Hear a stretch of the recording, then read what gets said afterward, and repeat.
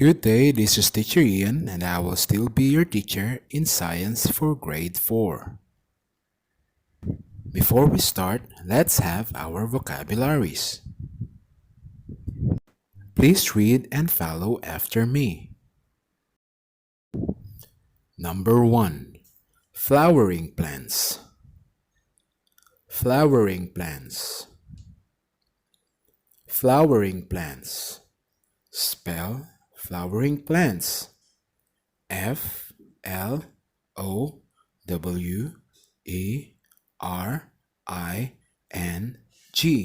Flowering.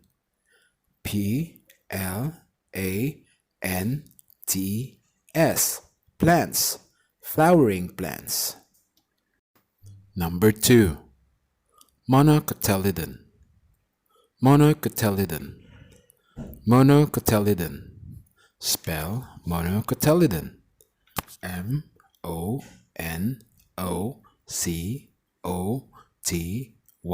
Monocotyledon. Monocotyledon. Number 3. Dicotyledon. Dicotyledon. Dicotyledon. Spell dicotyledon. Dicotyledon.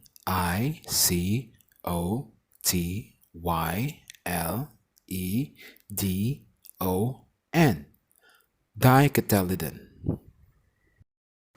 Our lesson for today is all about flowering plants, monocotyledon and dicotyledon.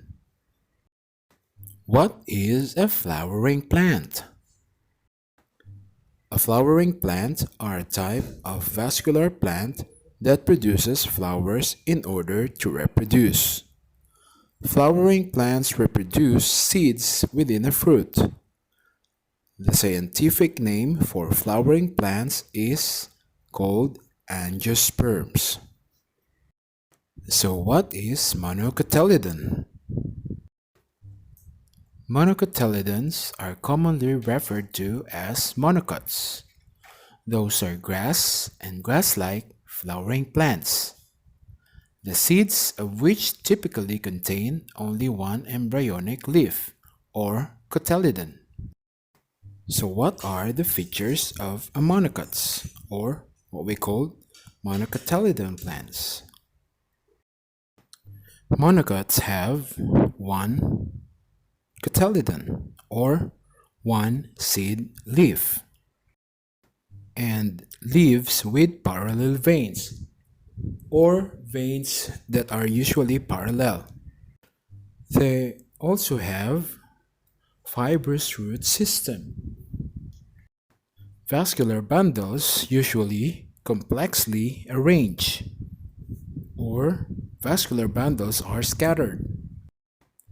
And floral parts are usually in multiples of 3.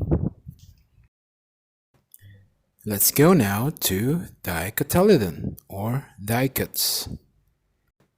What is a dicotyledon?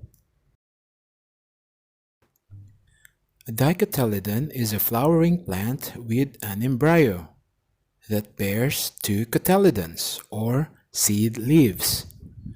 Dicotyledons constitute the larger of the 2 great divisions of flowering plants and typically have broad stalk leaves with net-like veins. So what are the features of a dicots or a dicotyledon?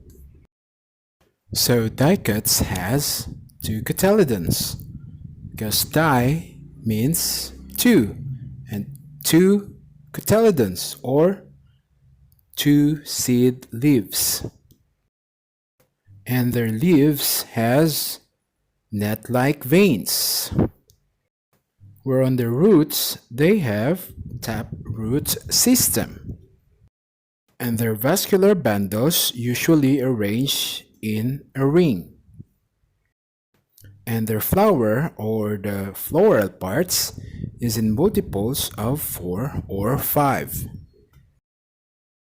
Plants can be put in one of 2 groups, monocots, short for monocotyledons, and dicots, short for Dicotyledons.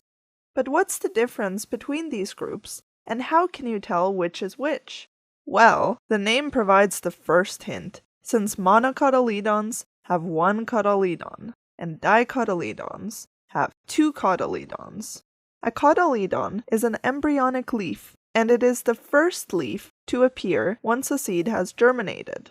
These embryonic leaves help the new plant access the nutrients stored in the seed, giving it a source of nutrients until the true leaves are formed and start to photosynthesize.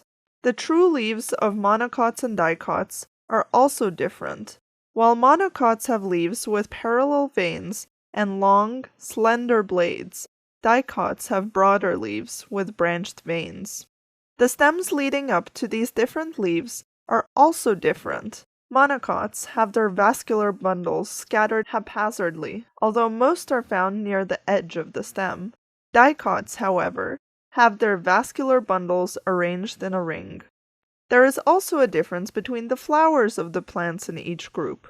Monocot flowers will usually form with petals in multiples of 3, while dicot flowers will have petals in multiples of 4 or 5.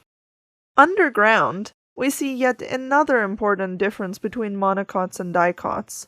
While monocots have fibrous roots, which splay out in every which direction, dicots have a taproot system, which means they have one main root from which smaller roots branch off.